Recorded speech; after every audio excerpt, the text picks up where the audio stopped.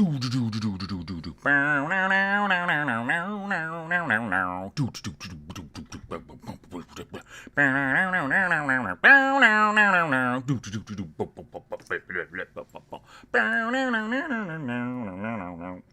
yes, it's Wednesday. It's Wednesday, and I've still got just the same orcs there up on my slideshow. Everybody, it's Wednesday. What if it was actually Tuesday and I'm sitting here going like, it's Wednesday, it's Wednesday. Maybe it's Thursday. No, I always know when it's Thursday. That's the day. How's everybody doing? It's Christian here from the Eternal Chronicles. Sitting back on another ORKTOBER day. It is sunny outside. Nice. And I see there's a couple people watching, so nice. And yeah. So what am I doing today? Well, right now I'm going to have a sip of this coffee. Delicious. And then I'm looking across my desk at just a sea of 30-year-old space orcs. And I'm very, very excited and very pleased that this is how it be, yo. So yeah, let's see what we got. Let's see what's going on in the news today. Well, how's the local sports team and that damn government and whatever else is going on in the real world. Let's not concern ourselves with the real world. This is the Eternal Chronicles world. Where apparently right now all we're doing is orcs. And I got to tell you, when I switch to the overhead, you'll see. I cheated a bit today. I cheated a bit this ORKTOBER. This is a Primaris chaplain on a motorcycle that I assembled last night, and this is going to be for my Mantis Warriors, or Mantis Legion, as they were known back in the Rogue Trader days, in the days of the Badab War. But this is, so here's the cool thing about the chaplain on a bike, and if you know, you know. But there's been a chaplain on a bike always. So in Rogue Trader, they made a chaplain on a bike. Then second edition, there was a chaplain on a bike. Third edition, it's the same chaplain. No, it was a new chaplain on a bike. But there's been a couple of different chaplains on a bike. It's like a ubiquitous thing. And this is probably the coolest. I mean, for a modern model. But I'm not really here to talk about modern Space Marines. But I assembled this last night just because I grabbed him because he was cool, and I want to paint him up for phase 2 of my Mantis Warriors project. I have another chaplain as well, which is the other Primaris chaplain. Apparently there's an Indomitus chaplain. I can't even remember what it looks like because I didn't really see the Indomitus box, but that's another Primaris chaplain. I kind of don't like this one's like. I actually, you know what, his staff is kind of cool. I was going to give him 2 pistols because I have another one of these pistols somewhere. And you give him like dually pistols. So it's him, yeah. So there it is. That will be probably something in the new year when I get around to painting it. Because right now, I got orcs to paint. So many orcs to paint. Oh, man. And we're getting close to the end of ORKTOBER. And I'm actually right where I want to be. Pretty much in terms of where I'm at with the orcs. So here is my Blood Axe War Boss. I haven't come up with a name for him yet. But as you can see, I've been doing a little bit more work on him. I actually worked on him this morning. It's funny, I started painting him around started working on him around 10:45, and I was like, oh, I should just start my stream now. Just start my stream early, just paint him. But then I just got lost in his eyes and got lost painting him. So I'm going to work on him a bit today. So I put some off-white, some of that linen white, on the bordering of his cuffs here. So, because I think what I'm going to do is I'm going to wash that with Nazdrag Yellow, which is the same thing that I washed his chevrons here with on his arm. So that's a contrast. So I'm going to do that because I think I like the idea of having these like fairly froofy, because yellow is gold, right? So, and he's got a lot of other gold on him as well. And I did his axe. His axe is my favorite thing on the model now. Gave him some nice hazard stripes there. And some tubing. My idea for this is that it's got a built-in flamer. So I'm thinking about adding a piece to the top here of a little fire. And I might actually have something I can use that just looks like fire. Or I could sculpt fire. I get my buddy Bruce to sculpt fire. I was actually over my buddy Bruce's place yesterday afternoon. And he was showing me some of his Necromunda stuff that he's been working on, and I'm like, Bruce, this stuff has to be on camera, because he's a kid I met a long time ago, and I call him a kid because he's like a decade younger than me, but that just means that he's in his 30s. But when I met him, he was a kid. He was a kid that would come into the Games Workshop store, and he'd always had fearless conversions, right? Never a guy that was afraid to chop up a miniature. To sort of embrace that, like that philosophy of, if you want to in order to create, you must first be able to destroy. So let's dive into doing some painting here while I talk.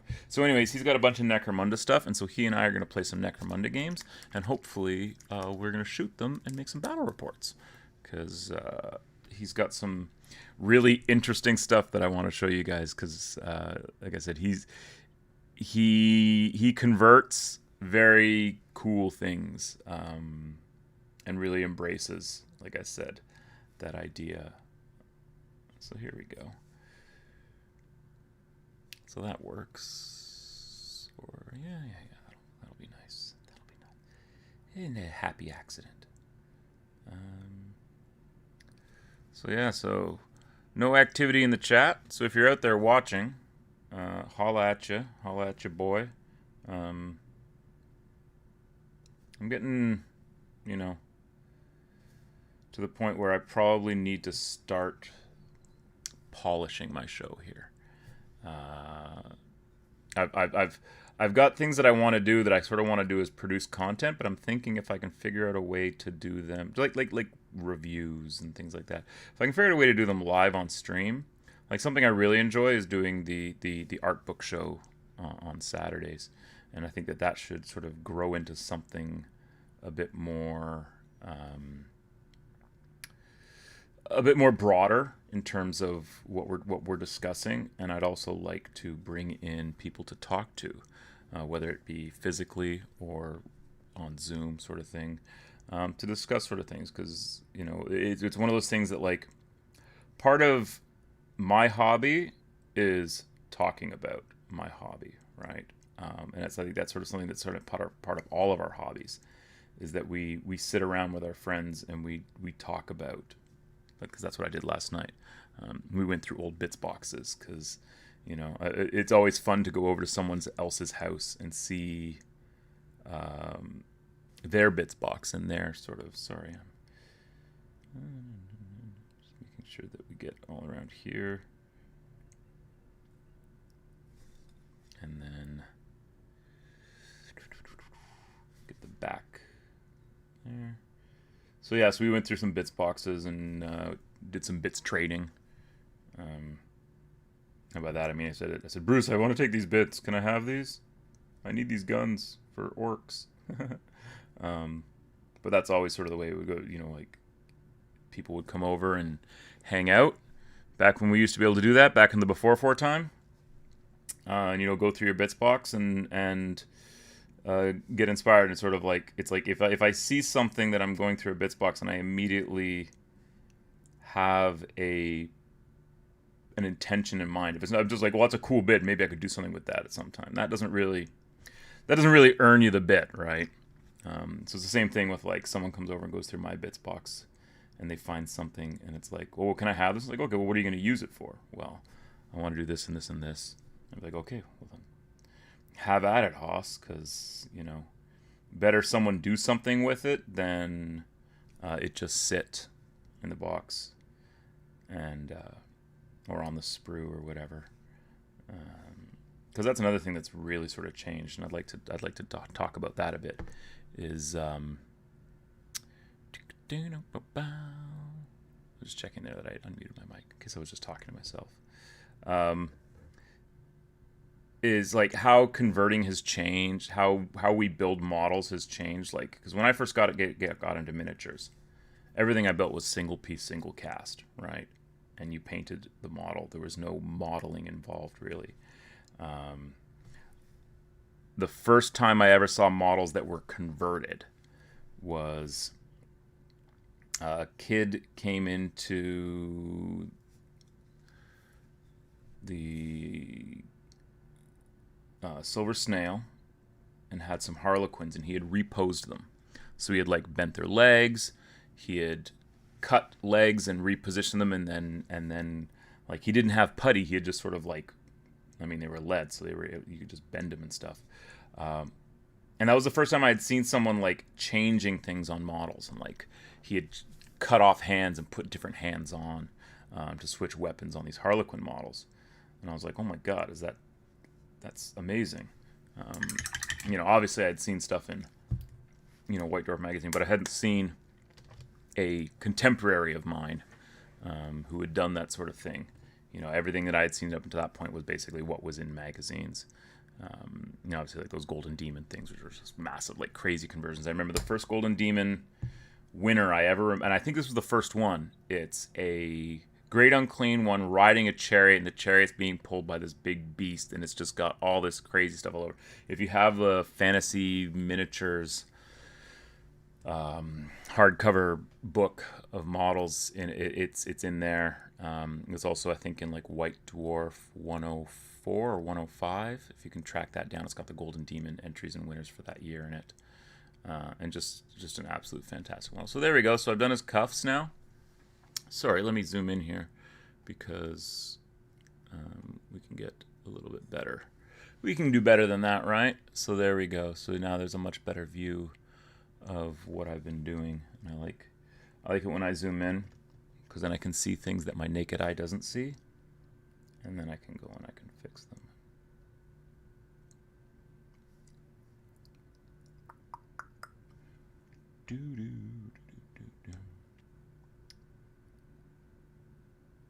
So there we go. All right.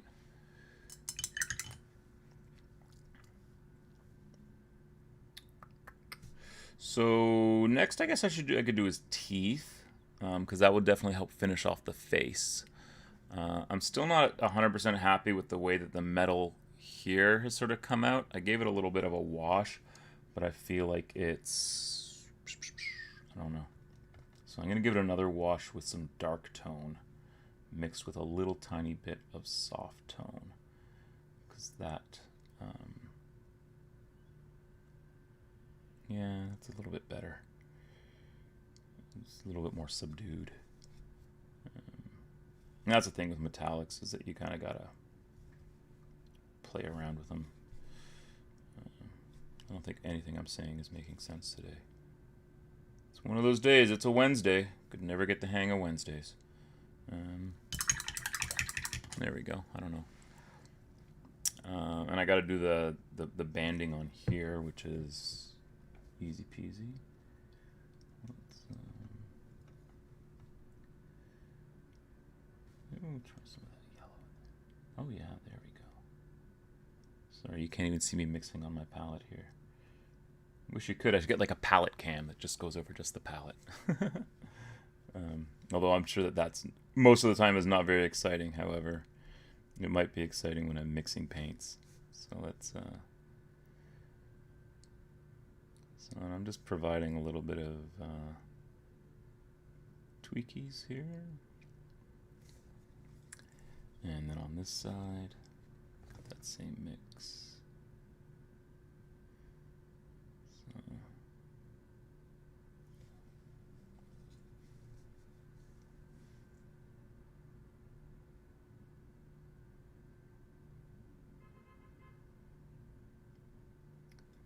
There we go. And then a tiny bit more of that yellow.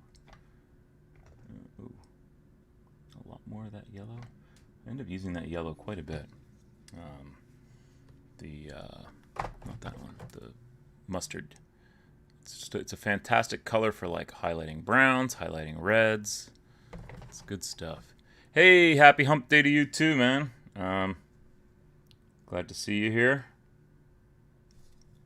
As you can see, I'm well into painting up my war boss here. Although he's actually going to be a warlord. He's going to be the superstar version. The heck was I painting? Oh yeah. Get a little bit lighter there. Just enough that it matters.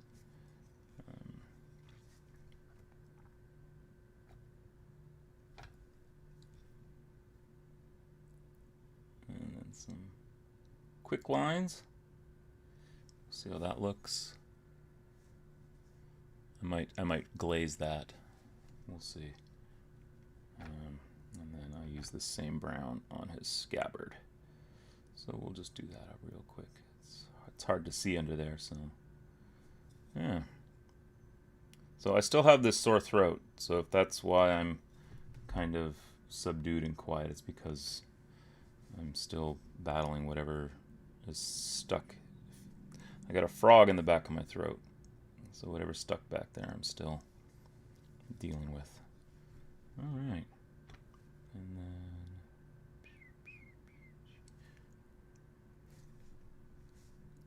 good's enough. All right, let's paint his teeth, because that'll definitely give us a real sense of getting closer to being finished. So I'm gonna grab my Tusk Ivory, my Reaper Tusk Ivory. So Inquisitor Shabak in the chat said he was only a big boss according to the tab. You know what's funny is that I actually was like really hesitant to cut his tab off when I put him on this base, because these are like 30-year-old miniatures. But at the end of the day, I was just like, what does it matter, right? His tab is probably around here somewhere, actually. I don't know. Did it say Big Boss on his tab? I don't remember. Probably. I could check in the catalog. You'll be able to probably see. So here he goes with some Tusk Ivory that we'll just put down here, and that'll be good for doing some teeth. So I'm actually patting off some of this paint onto my palette because I kind of want to, when picking out the teeth, you want a gentle touch because you don't really want the paint to flow in between there, because that you'll end up with the problem that I had on the Commissar, which was too much paint on the brush, didn't have good brush control, and had to end up repainting his whole mouth as a result, pretty much. So this is the way it should be done, properly.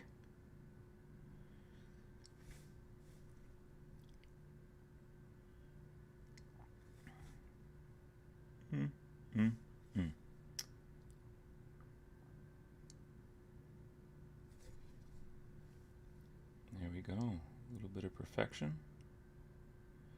A little bit of perfection never hurts. Now I'm going to wash those teeth. I'll give them a second. And then you going to put the flame up top? Yep, I was talking about that at the top of the show. That, I love this axe. It's probably one of my favorite orc weapons.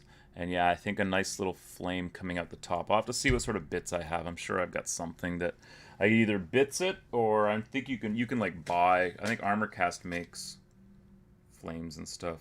So something I got that I wanted to check, and I just want to check this real quick because this is a few things that I scored. So this is just a box of orc bits and random other bits that I'm going to be using for phase 2 of this orc army. But I got some arms. I got some Gorka Morka orc arms. Look at that.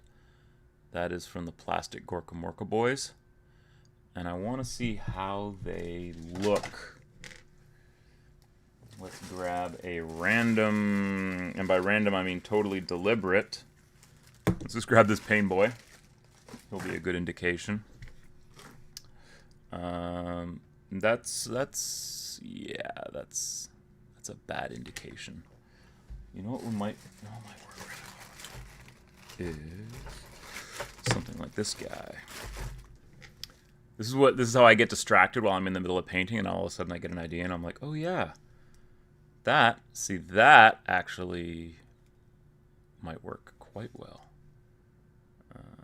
Yeah, that's actually pretty good. Let's see. Plastic orc arms. Oh, okay. So yeah. Cool. Well, I think I got several of those arms. I got a bunch of rando guns and stuff too. Oh, here's another pistol arm. Oh, baby, he could be a gunslinger.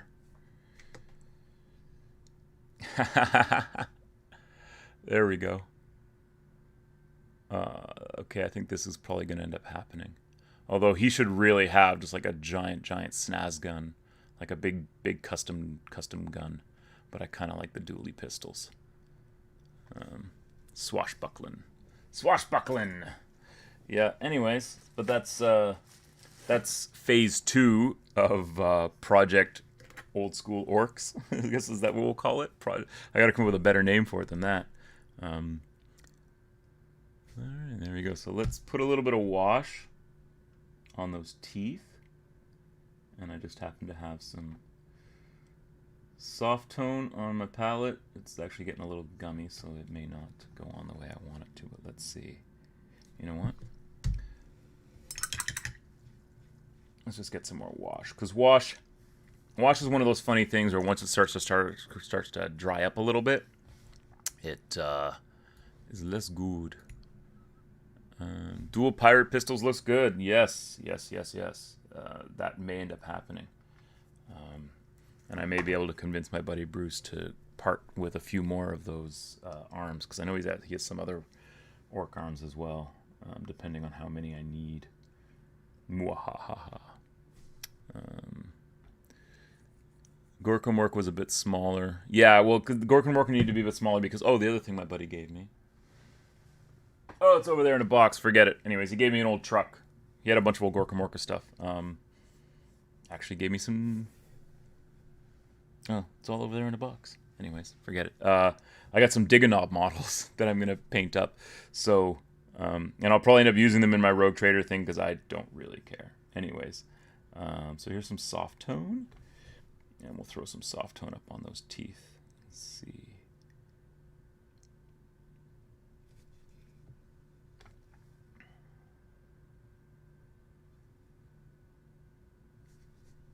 And there we go.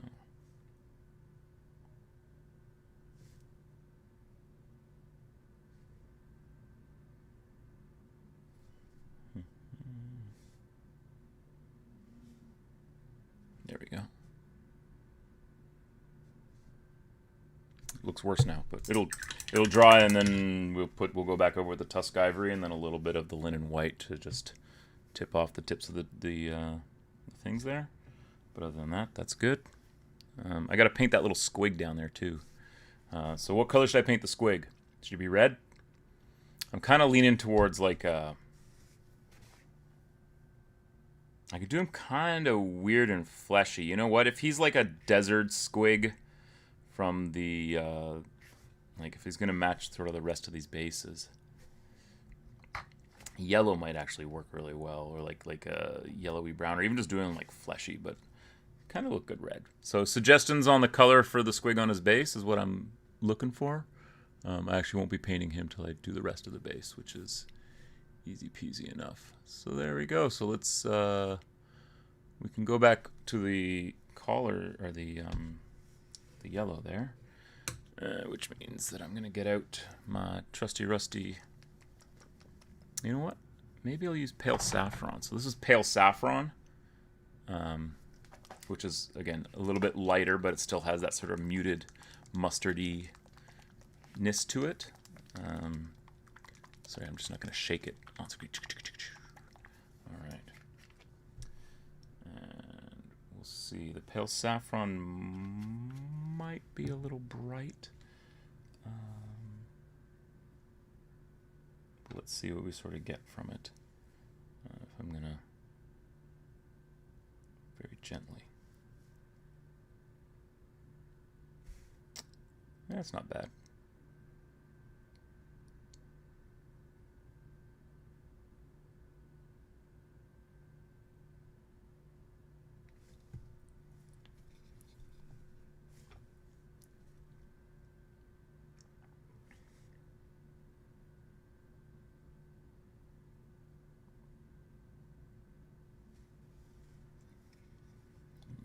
this side.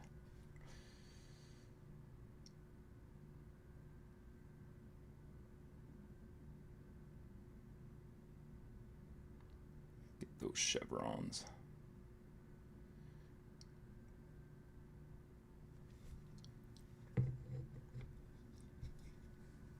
I like how he's a sergeant.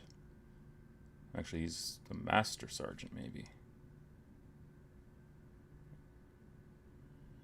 Or a warrant officer, even. Maybe that's what I'll call him, the warrant officer. I don't know. That's the other thing, is I need a good name for this guy, too. I don't have a name yet. I usually come up with names pretty easily for orcs. But this guy seems to... I think I need to sort of flesh out his character a bit more in my mind. And then we'll add a tiny, tiny bit of linen white to that yellow. And across the top. Yeah. Across the top, just down like that. And then...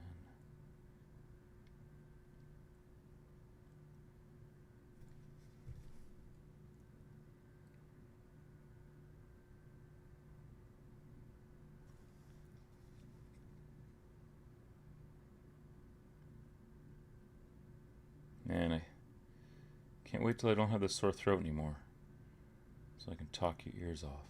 But right now, this is what you're gonna get.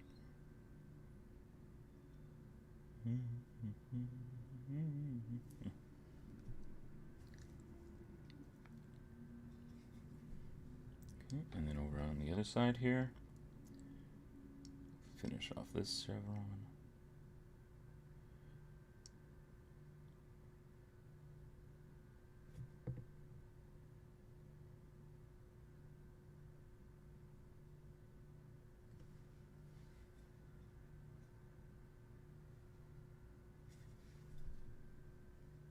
So I'm just going to hit that with the saffron again. Try and...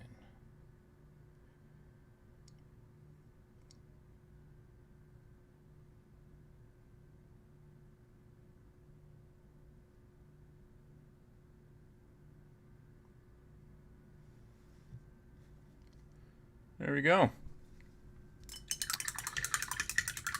Ah, hey, how's it going, Joa? I saw your Instagram post, and here's a funny story. So when I first saw it, all I saw was the first photo, which was the horribly, horribly painted orc. No offense, but you know what your before picture looked like. And I was like, is this the one? Is this the model he wants? Is this the paint job he wants me to see? Wait a second. Is he fucking with me? Like, is this what he wants me? And then I realized, oh, it's a series. There's other photos. So then I scrolled and I saw the other ones and I saw the kilts and stuff. And I was like, okay, well, that makes sense. Because I was going to post a comment like, I'm not sure what to say about this paint job, but fantastic. At least you're fearless for posting that. Right? So it was just funny when I was looking at it on the Instagram there. All right, I'm trying to figure out. Oh, what happened to those teeth? They got dirt on them. What did happen here? Oh, weird. All right, well, I'm just gonna fix this. This drives you nuts, man. You get something and you get it right, and then you mess it up because you're not paying attention, or you're trying to rush through to get to the next stage. So this is why I'm putting them this way. It's a little funny, but I'm just going to highlight these teeth now. Because, yeah.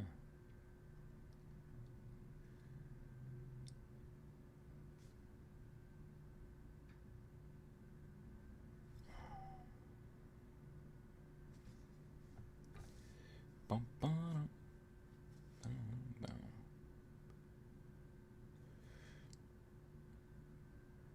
There we go. All right.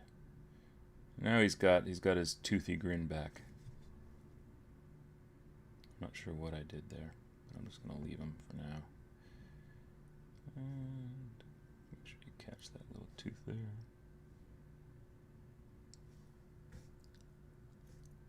There we go.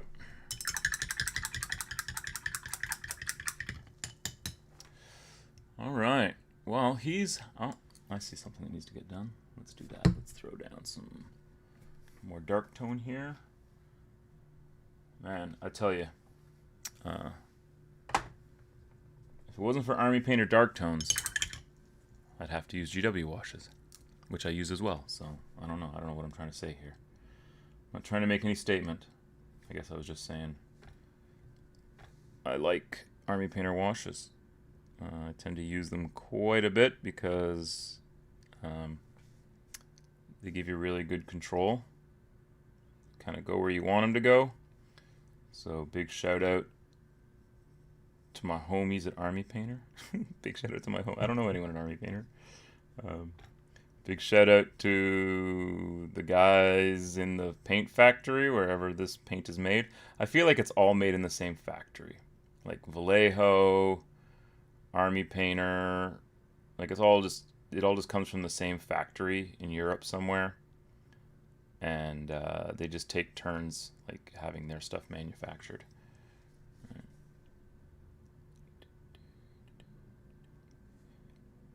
Alright, let's hit these again.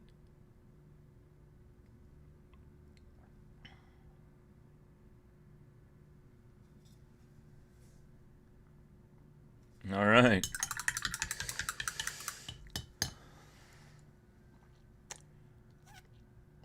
No, I don't think that's what I did, Inquisitor Shavak. I think what I ended up doing was while I was putting the wash on, I don't think it dried properly, but anyways, it's all fixed now.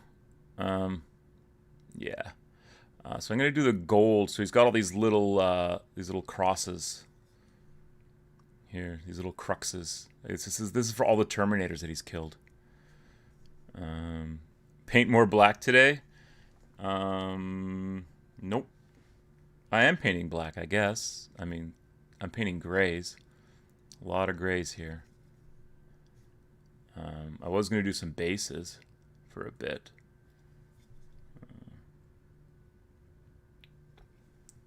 Sorry, I'm just going to fix this bit here.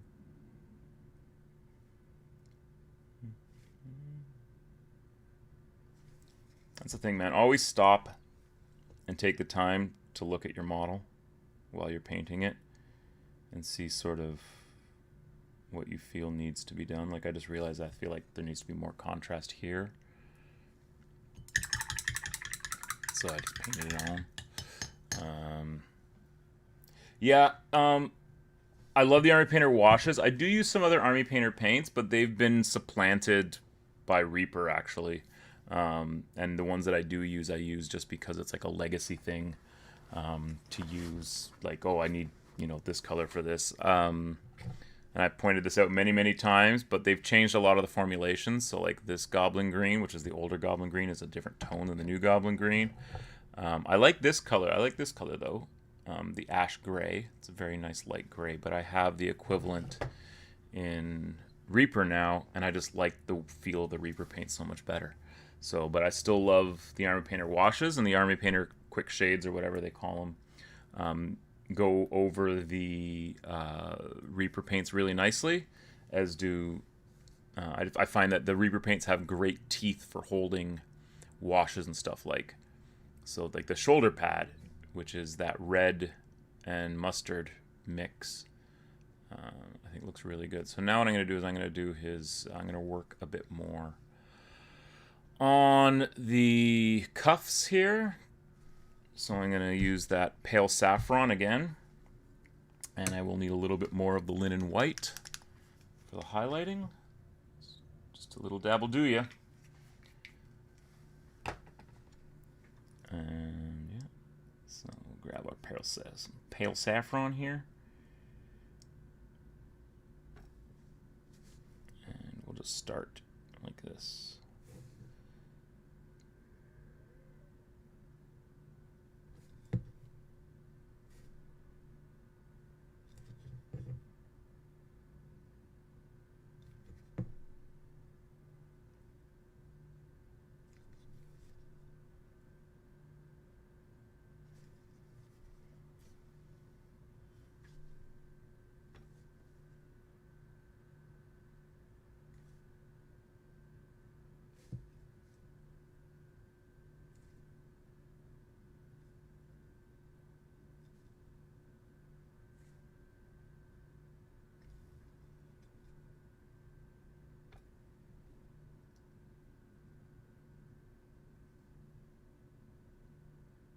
See, this is normally what it's like when I'm just painting. Except I'm usually listening to music. But normally I just sit in quiet contemplation as I bring my model to life. It's alive!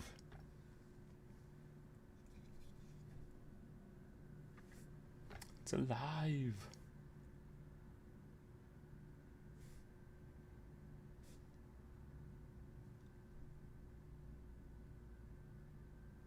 There we go. And then a little tiny bit of the linen white in with the pale saffron to lighten it up a bit. And then we'll just like,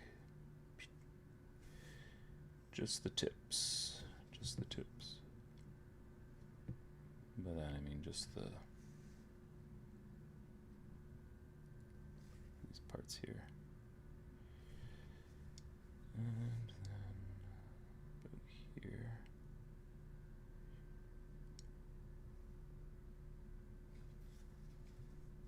And then just a bit more pale saffron to pull that over. Some of this part here really needs, there we go.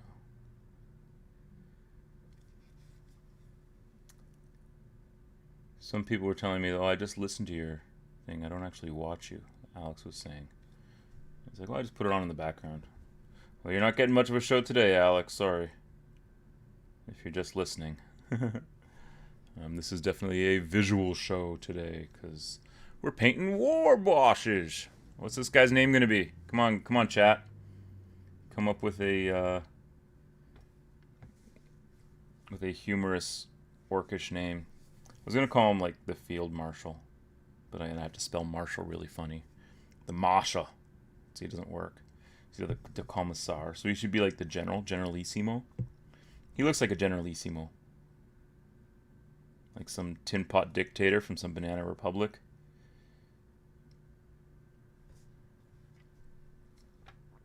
They call me El Guapo.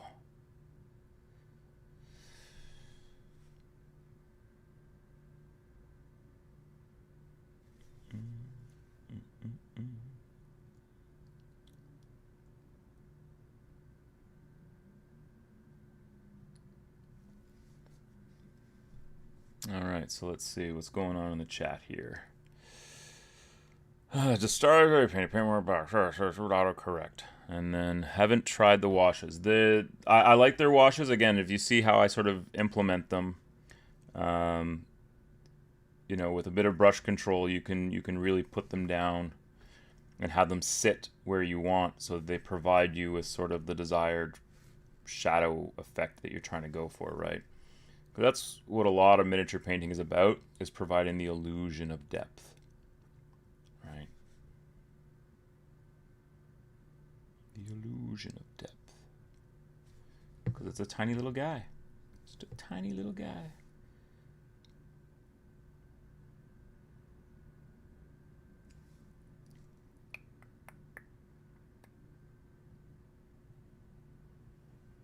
Hope you're seeing that okay.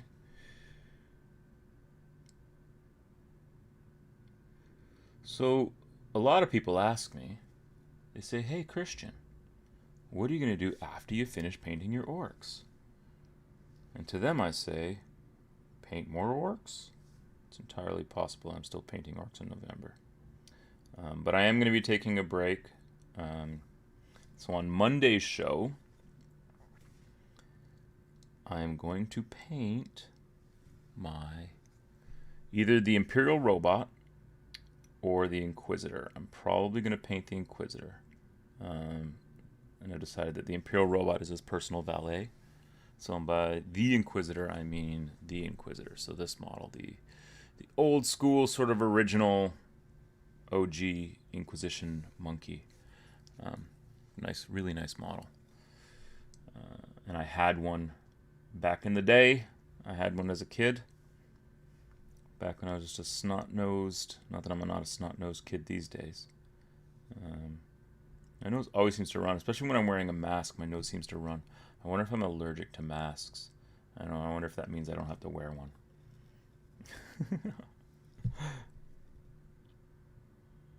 It's actually not that bad.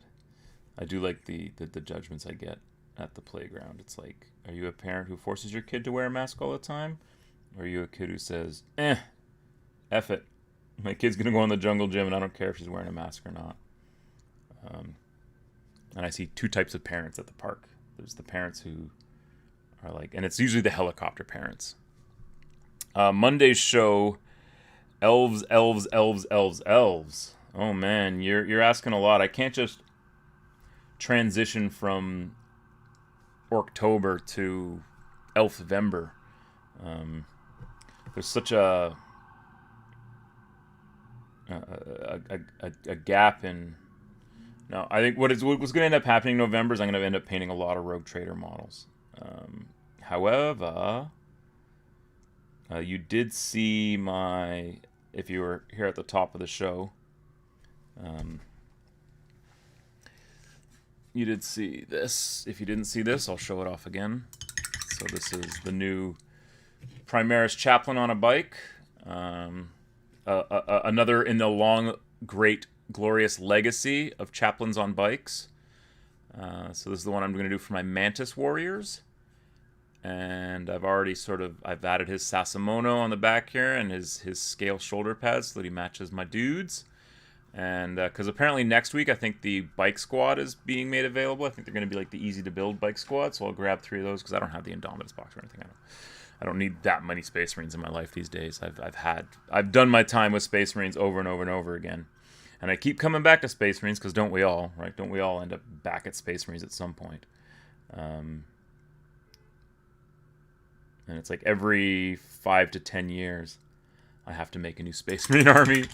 And it's like every 5 years or so, because in around 2009, I built what I thought would be my last Space Marine army, which was my Red Corsairs, which was a bits box army. It was literally an army that began out of just bits that I had found in my bits box. And I was like, oh, I've got a lot of Space Marine and Chaos Marine bits from failed projects. Like I think I had the Chaos Marine bits from a failed Night Lords project that happened back in like 2003 or 4 when I was going to do Night Lords. And then those became bits in a bits box. And then I had some Space Marines left over because we just all have Space Marines, right? And I had some old Space Marine bits. So I did my Red Corsair army, and that was going to be my last Space Marine army. And then a few years later, I decided to do Iron Hands, sort of out of the blue. I was trying to decide, and I guess this was when 6th or 7th edition came out. So it would have been around 2015-ish. I don't know. I can't remember what edition that is. I want to say 7th. It may have been about 2014, actually. Maybe earlier. But anyways, that Space Marine Codex. Then I decided that I would do Iron Hands. And I did an Iron Hands army. And then I made a Horus Heresy version of the same army with a few models that crossed over, mainly Dreadnoughts. Because that's what you could do, right? Basically, in the 40k version, they are Relic Dreadnoughts. And in the Horus Heresy version, they are just Dreadnoughts. And I have like the big Leviathan Dread. I have 2 of the Deradeo, like big heavy weapon dreads, and then I have a bunch of Contemptors. And I've got a bunch of other dreads in that Iron Hand army. That Iron Hand army is all pre-Primaris, so it's all old school and a lot of Forge World. Especially the Horus Heresy one, because it's full of Immortals and Breachers and things like that. So the bikes are way too much. I can't justify them for $98. Wait, how are the bikes $98? That doesn't make any sense to me. There's no way they're going to be $98. Especially if they're the easy to build ones that came from the Indomitus box set. I mean, do they go for $98 right now on? Because the starter sets are like that much, right? The starter sets, you get them in. They're releasing them on their own. This is what I've been told by the internet. This is the whole reason I bought this Inquisitor. Don't tell me this. Somebody set me free. I don't know. Is that true? No, can't be. I'm going to use some of this wash up here too. There we go. I like this looking a little off. And then I got to figure out the blade here. Because it is a power axe. So what do I might just... Now, here's what I did. I did this, and I hate it, and I'm going to repaint it. And maybe this is what we'll do, is we'll just repaint everything right now. Because I did this on here because I was trying to do something, and it's since chipped at the end. So, thank God, I'm just going to repaint it. I'm just going to paint over it with... I'll probably go back over it with black right now. But I want to figure out how I'm going to do my power weapons, because I've got a few power weapons to do. And am I just going to do them as, like, energized metal? Am I just going to do them metal? Because I could do that. That's easy enough, right? Or am I going to do them a funky color? This blue obviously did not work out. I could do this blue. I like this. This is glacier blue. That's a really nice color. But do I want blue blades? What do I want to do my power weapons? All right, guys. Oh, 98 Australian dollars. Okay. Well, yeah, no, you guys are always fucked down there in Australia. Like, yeah. Every time I see, like, the Australian or the New Zealand prices, I just go, oh, yeah, well, that's what you get for living on the ass side of the world, right?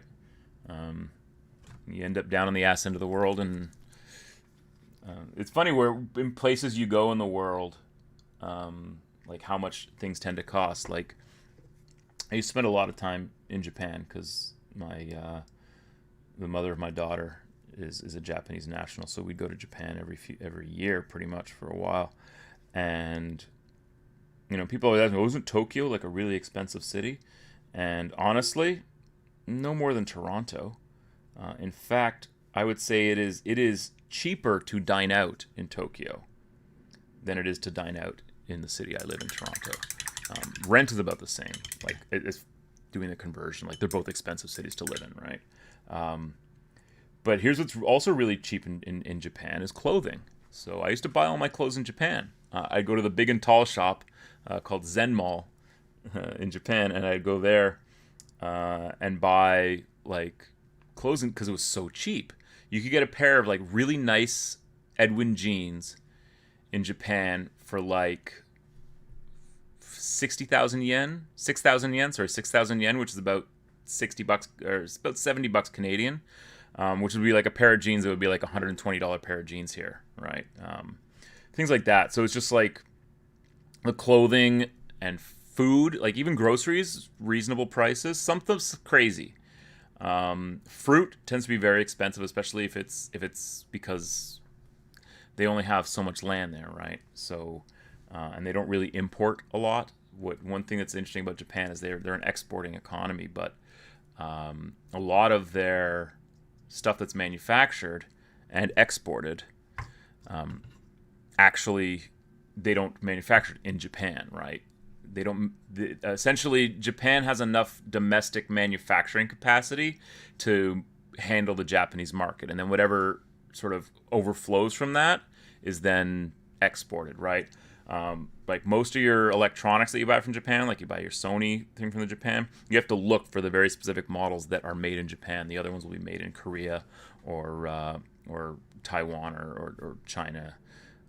Less China with Japanese stuff. But anyways, I'm going off on a tangent here that is unnecessary. Let's keep painting this orc. Okay. So what are we missing on him here? I got to do the all those little Terminator honors. This is for every Terminator he's killed with that power axe. He just loves to slice power armor up with that. Or those are his prestigious awards. I'm surprised he doesn't have a leg lamp. Well, it's a prestigious award. That's what I was looking for. Tokyo is cheap as fuck. I don't know if I'd say it's cheap as but like it's funny because I've never paid for a hotel room in Tokyo, but I paid for hotel rooms elsewhere in Japan, like Kyoto and Enoshima and places around there. But I know people who have I've researched how much it costs to stay in a hotel in Tokyo, and it's not inexpensive. But I found that like definitely for like clothing and like to get in anywhere, I don't know how their museums and their galleries and their like tourist attractions they must the government subsidies for those sorts of things must be tremendous, because it's like, like you go somewhere and it's like 500 yen to get in. Like we went to the no, this is different because it's the Holocaust, or the nuclear. We went to Hiroshima and we went to the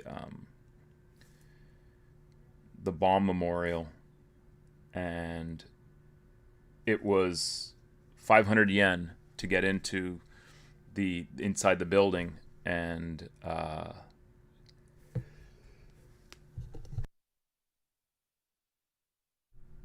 sorry, sneeze coming. I was just amazed at, like, because honestly, museums here are really expensive. Unless you're a member. Like my kid and I, we have memberships for the ROM, which is the Royal Ontario Museum. So that's like the big old classic style natural history museum that we have here in Toronto. And we get memberships because we live fairly close to it, so we go there quite a bit. And compared to, like, I think that their like regular membership is like $30-40 for an adult. Like, that's insane, right? Especially for something that is as significant, at least to living here, as that museum is. Because I grew up in that museum, definitely. It's a shame what they stuck to the side of it. They renovated it about a decade back, and they built this just obscene looking.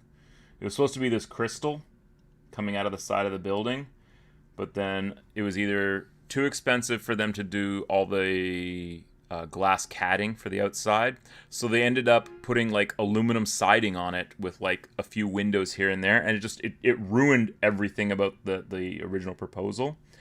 I also heard that it was potentially related to the residents, because there are a couple of hotels across the street from it and some condos, and that they thought that maybe the having this like mirrored giant crystal stuck to the side of the building would cast too many reflections and too many weird lights on the street.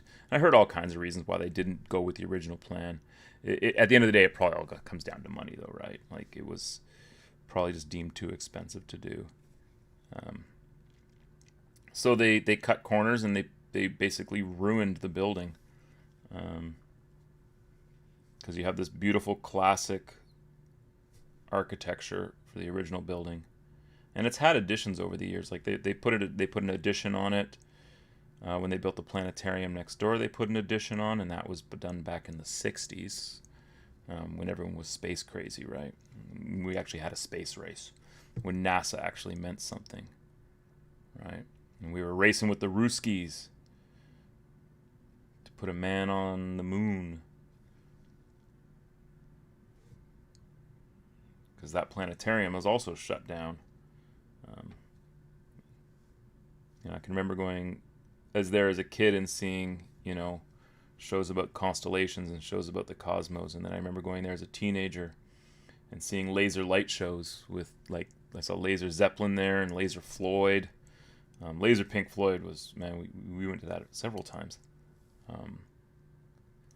Under various states of intoxication. But so, like, as my teenager, and then they closed it when I was in my 20s, and then they had some Star Trek exhibit there that we went there once. That's the planetarium, which is right beside the museum. And I'm sure this is compelling conversation for you guys, but I don't know what else to talk about right now because I'm just painting. Just,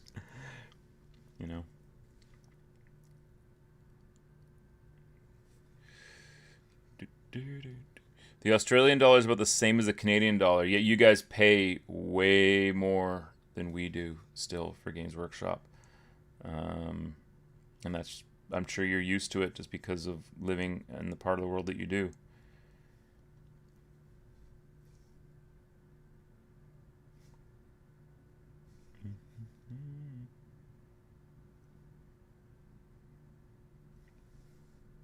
Oh, I'm like just painting off screen now. All right.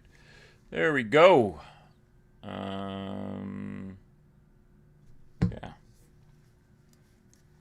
It's going to need a little bit more work on the cuffs here, what I'll do is I'll probably hit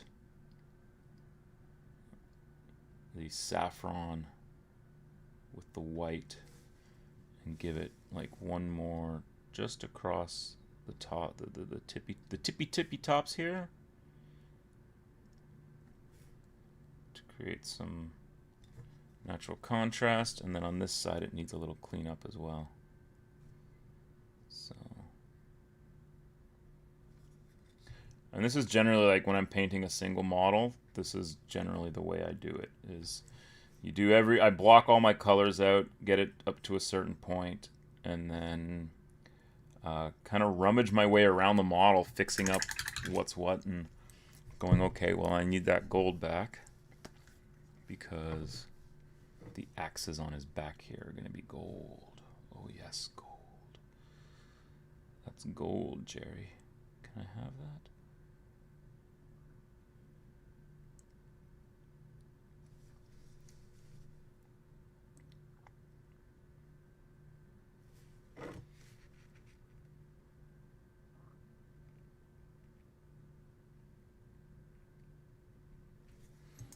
All right.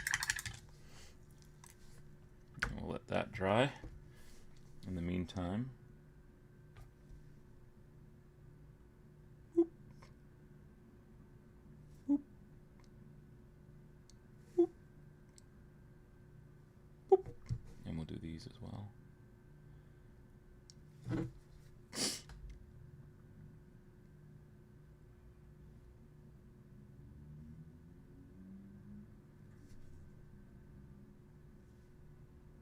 And then I got a little bit of silver, and we'll just kiss these with the silver a bit, just so that they gleam a little bit.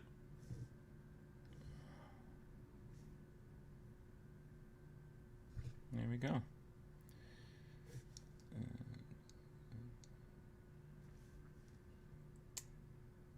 Come on, there we go.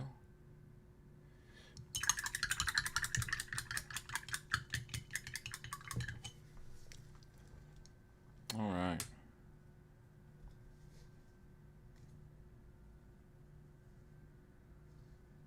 Should do something about that.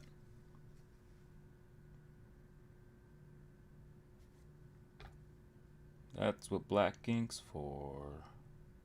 Create those artificial shadows. There we go. All right, he is getting much closer to being Dunzo. So this little thing underneath the chevron here, I got to figure out what I'm going to do with that. I guess I could just make that the same, like yellow, that same pale saffron. I don't know what it's, I guess it's part of his rank insignia or something. It's his special bar that entitles him to an extra ration of bread pudding in the officer's mess. He's like, yep, see? I get an extra bread pudding. I always assumed that that's what all those tags meant. All those medals and stuff, it just meant you got more stuff. You're like, I'm a 4-star general. Oh man, the stuff you must get as a 4-star general. Can you imagine?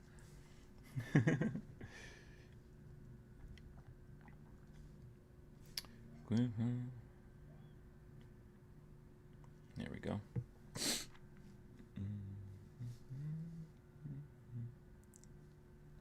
Yeah, we'll see.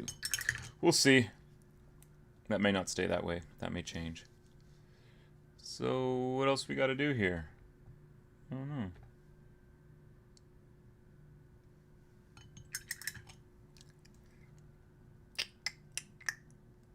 Got to paint his base. Other than that, he's close to done. I want to work a bit more on those cuffs.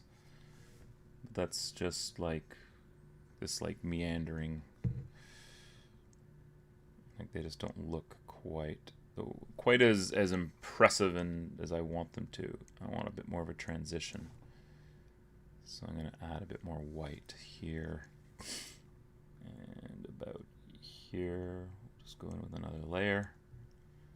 There we go, that's better. I need to pull that forward a bit. There we go. Oh yeah. Oh yeah.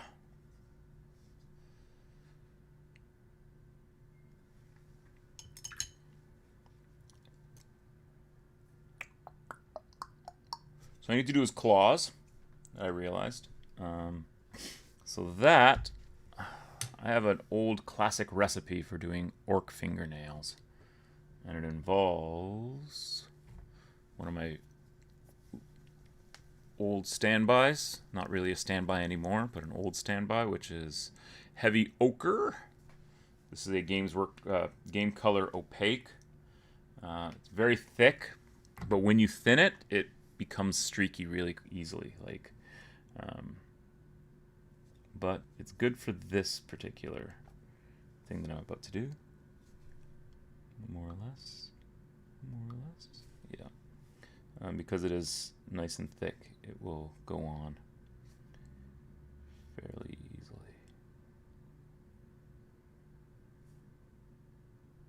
In theory.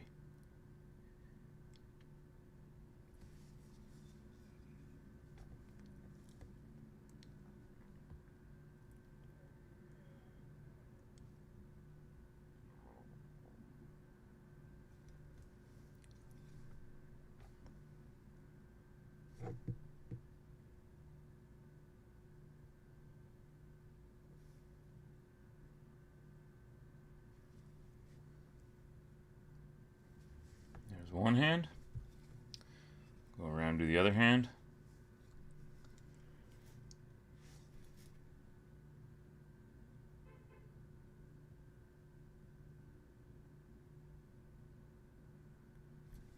And I don't have to do the nail all the way down because it kind of disappears into the potato masher grenade here.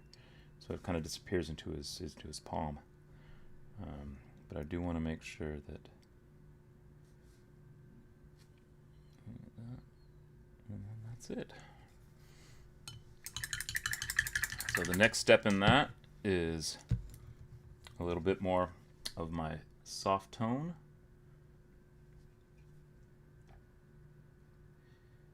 Just a little dab of... There we go. And then we'll just drop it on. Trying to make sure you get around the cuticle and stuff so that it helps to delineate things a bit better. And here, and these fingers.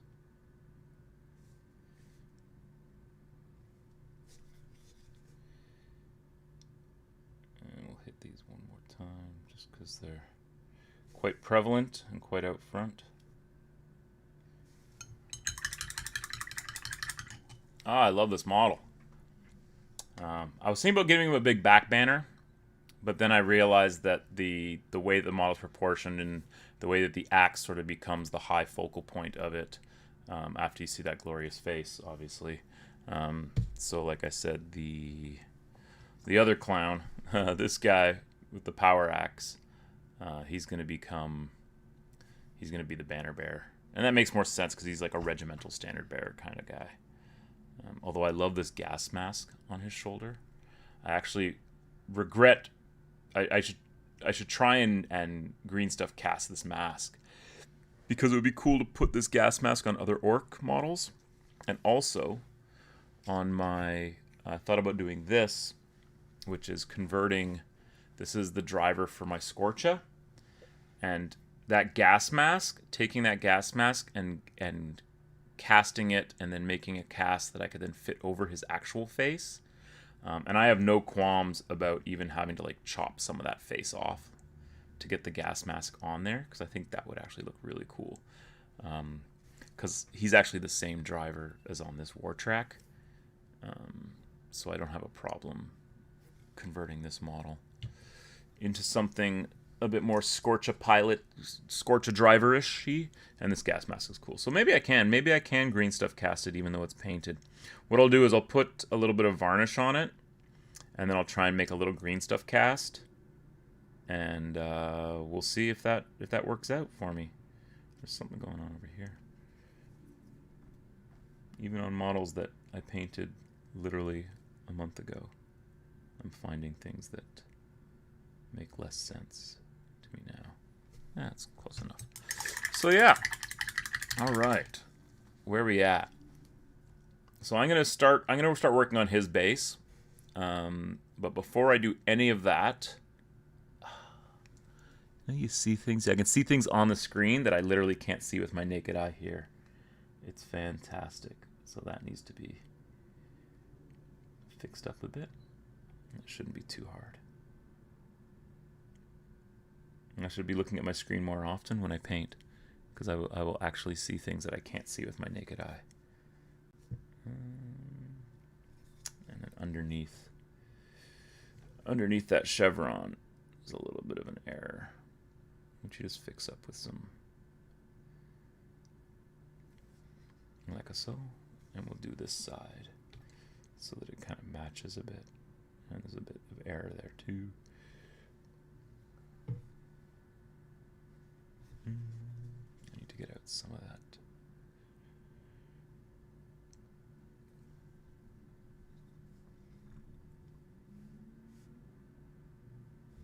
It's out of focus.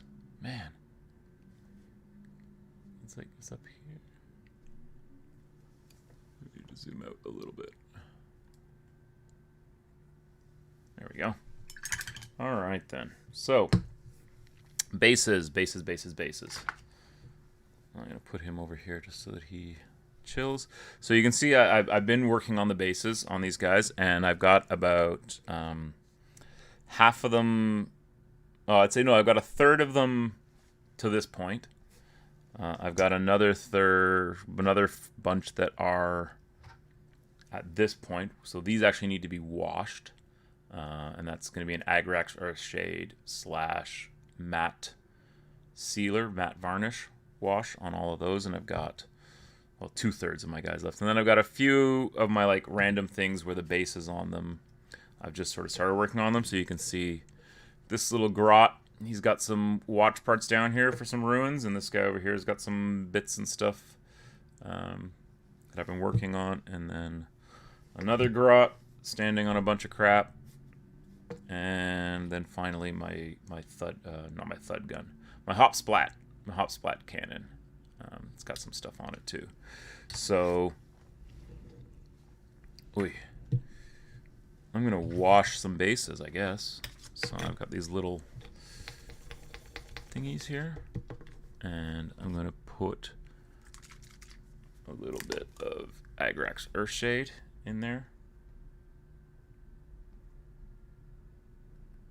Probably about that much, and that won't do all the bases that I have, but that'll be enough for now. Then I'm going to add some Army Painter Anti-Shine Matte Varnish. Now you could use a gloss varnish for this as well, but then you would probably need to go back over it with a matte anyways, because dry brushing over something that's been gloss varnished, it's got no teeth, man. It's got no teeth.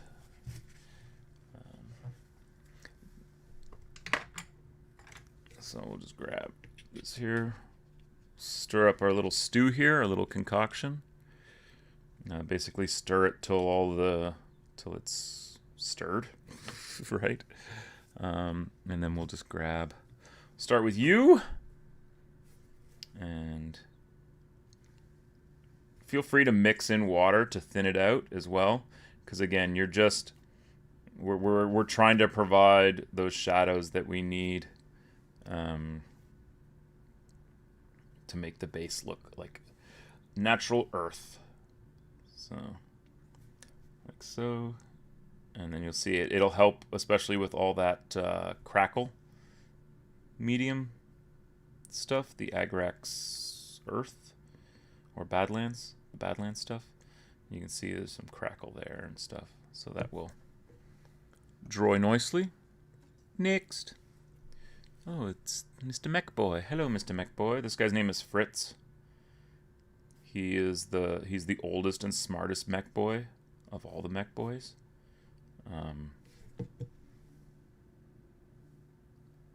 Where's the other one? Where's my other mech boy? I have so many. Here. This guy is not the smartest mech boy, but he's also, you know, he's the most whippiest mech boy.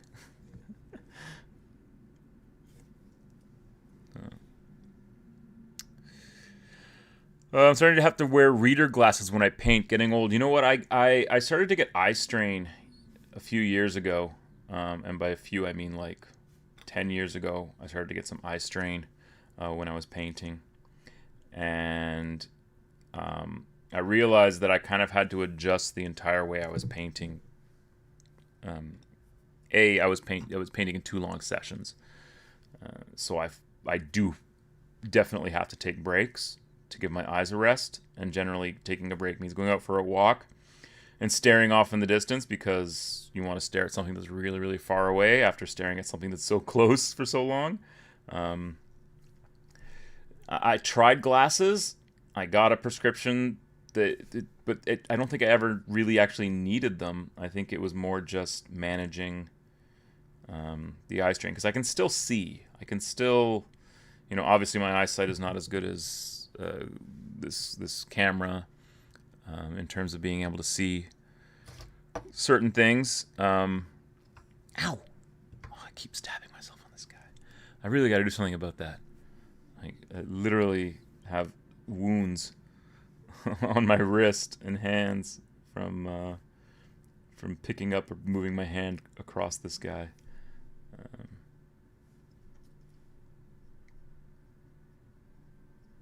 And again, you can just go right in with this, get all the way around the boots. I don't really stand too much on ceremony in terms of keeping the boots clean on these, because they would be walking in the...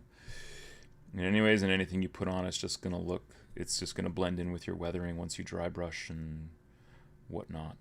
So, and then in terms of the watch parts, I'll fix those after, once we're... Oh, las cannon. So I'm going to have 2 boys with las cannons. So I've got this guy, and I've got another boy that's not painted yet, who's also going to have a las cannon.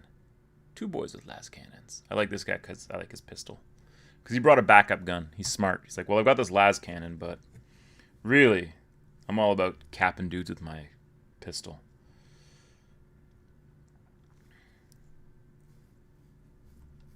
So how exciting is it to watch me wash all these bases? On a scale of 1 to 11, with 1 being the roller coaster at the kiddie section of the amusement park, and 10 being, I don't know, what's the like craziest roller coaster in the world? King Dakar. No, what's that? Son of Beast, the Beast. What do we have here? Leviathan. I think we have one called like the Great Canadian Roller Coaster. It seems like a silly name for a roller coaster. It's the Great Canadian Roller Coaster. Couldn't come up with anything better. Yeah. I haven't been on a real roller coaster in ages. When I think about it. I take my kid on kiddie coasters.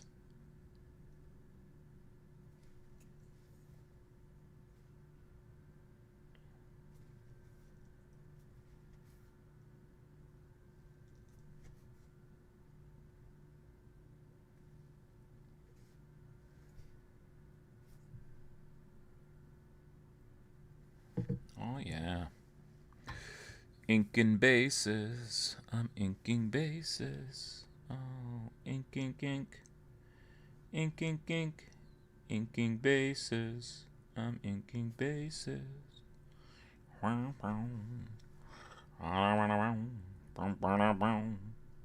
Ink all the bases right now. Yeah. I had my own little flourish there at the end.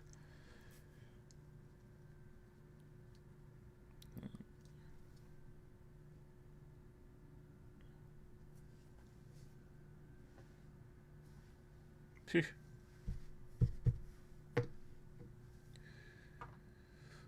How many more I got to do? Oh, so many like you wouldn't believe. Got about another dozen.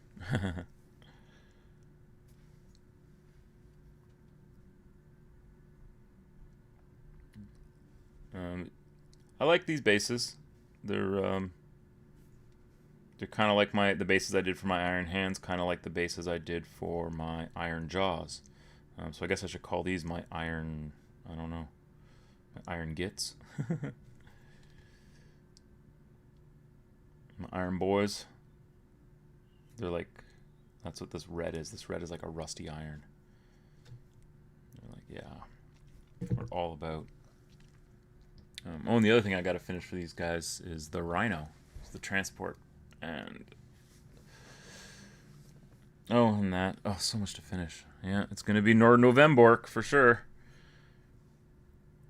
I mean, the great thing about November is that it can start off as just regular November, and then I can move back into November. There's just a few things I want to paint before I tackle more of getting these blood axes done. But these guys are like, really, it's just vehicles. Like getting all the troops done, that's key, man. That is clutch in army painting. Is what I call it. Breaking the back of the army. Just getting everything painted. Getting all the core stuff painted, and then you can worry about the other silly stuff, right? Because I've got my Scorcha, I've got 2 buggies I want to paint, I've got the robot. Although he's technically my Inquisitor's butler. He's Mr. Butlertron. He calls him his valet. My valet will take care of that. And then this like Imperial Colossus robot shows up. And he's the only one my Inquisitor trusts because he programmed him, right? He's like, yeah, I trust this robot. I don't trust anyone else. He's like Stone Cold Steve Austin. DTA, don't trust anyone.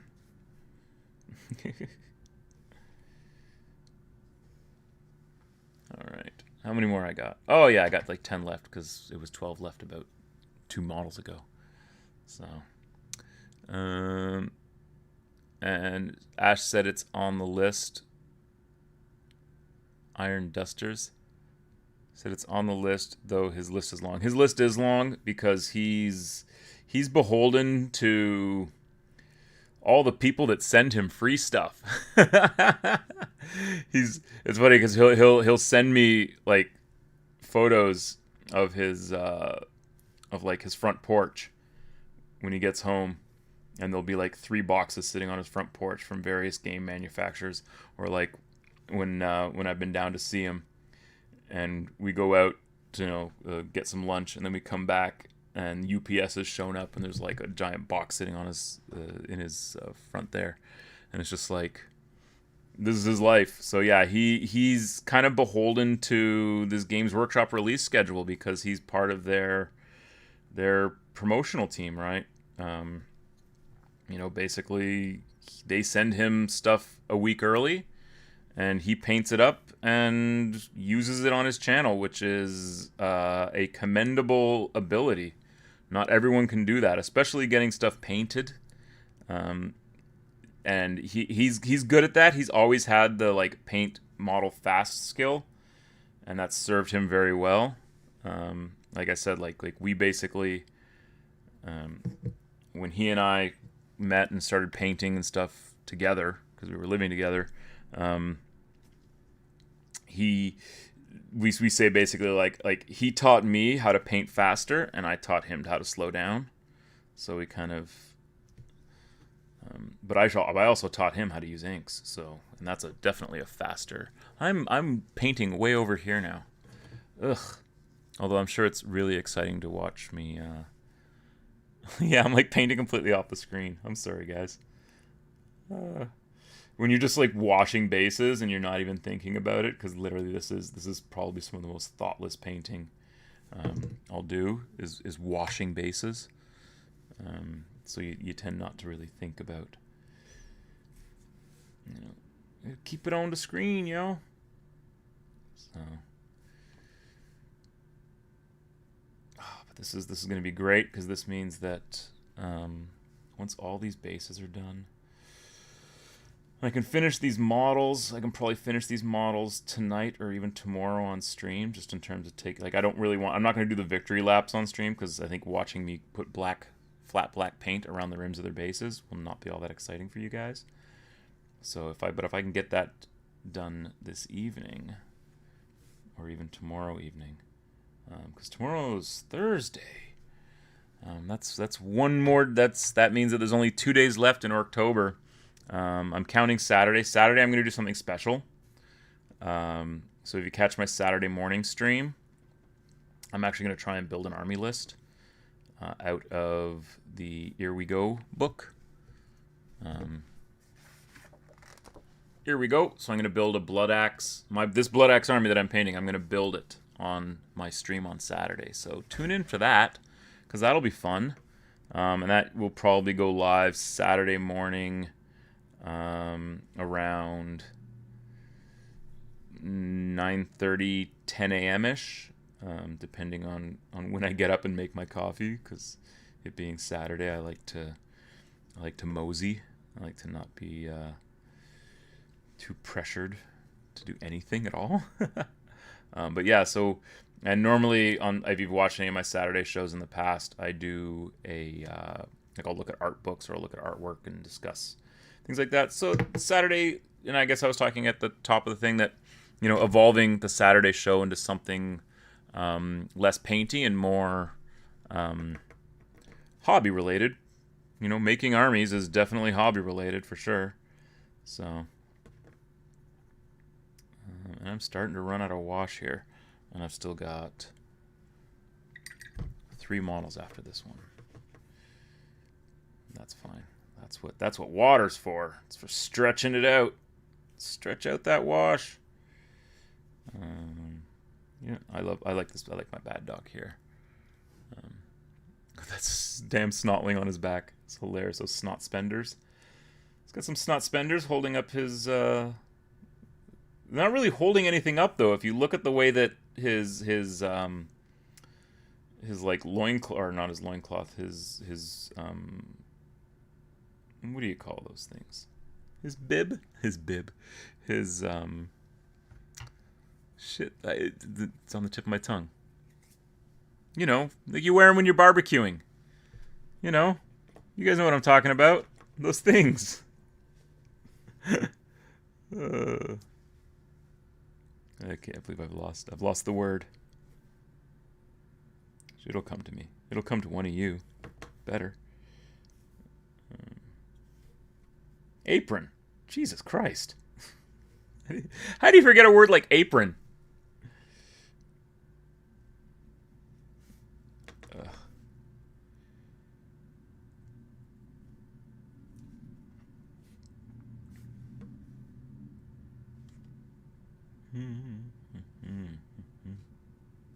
All right. There we go. And I got 2 left. I got Yusa, my little standard bearer, my little banner boy for my big mob. I mean, I could put this guy and use him in my knob squad and take him as a knob. That's entirely doable too, but I kind of like him in the big mob. Like he still represents my war boss's house, but they carry that flag because that's like the regimental flag, right? Because them being blood axes, they take their war very seriously, like the Americans, right? It's big business. What did Smedley Butler say? War is a racket, yeah, something like that. All right. I got enough. I can do this one last base. A little bit of water. Yeah, I got enough. Just enough. So I'm going to have to repaint this. Rework on that whip. Because I got some of this textured paint on it. It's all good. Oh, man. I am running on fumes here. On the wash now.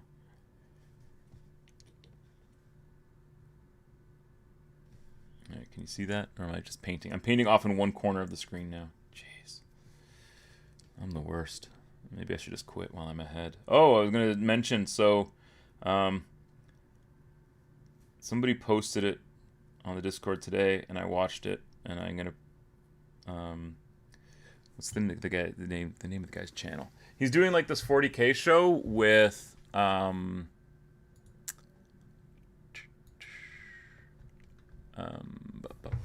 with puppets.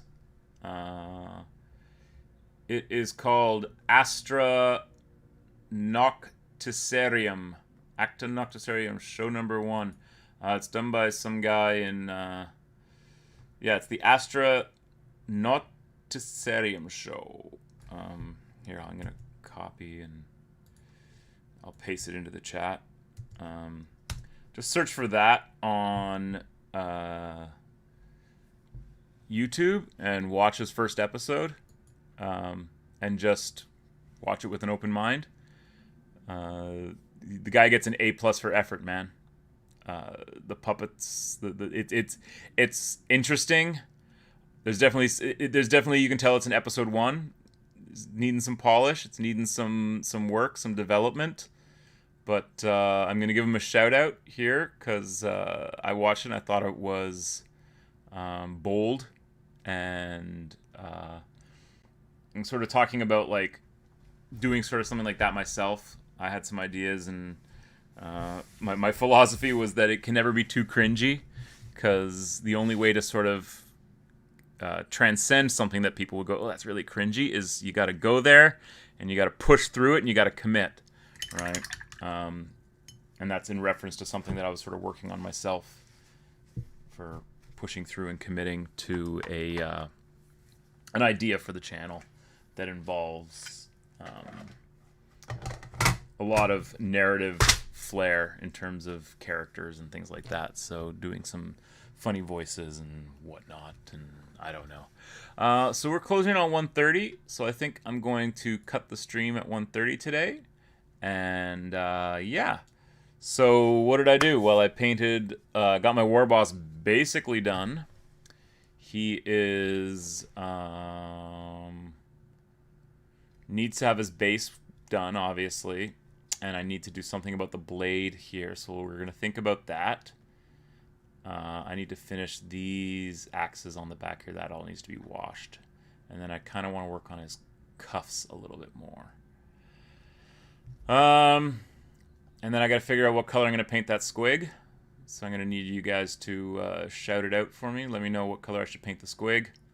What will look good with the red, with the gray, with the yellow, with the green, with the metallic, with the base being deserty, badlandy-ish like this, right? So, yeah. So that's that. And then the Commissar has been essentially based, and I have to finish the mushroom and the stuff over here. You can see a little mushroom there. And I meant to put some mushrooms on some other bases. I may still do that. And then I've got to finish all the bases on all these models. There's about 40 orcs here that need 35, 40-ish orcs, something like that, that need bases. 20, 30, 10, 20, 35. Yeah, it's about 40 models. And then I've got a few more that I need to actually paint, which will probably happen in the end of November. And then I've got something else that's going to happen on Friday's show, which I'm not going to discuss yet because it's a surprise. So beyond that, this is Christian for the Eternal Chronicles. Thanks for watching. I will be back here tomorrow at noon Eastern Standard Time. Same orc time, same orc channel. Like and subscribe down below. Hit the bell notification so you're all that, whatever. And yeah, we will see you all on the flippity flop. Peace out.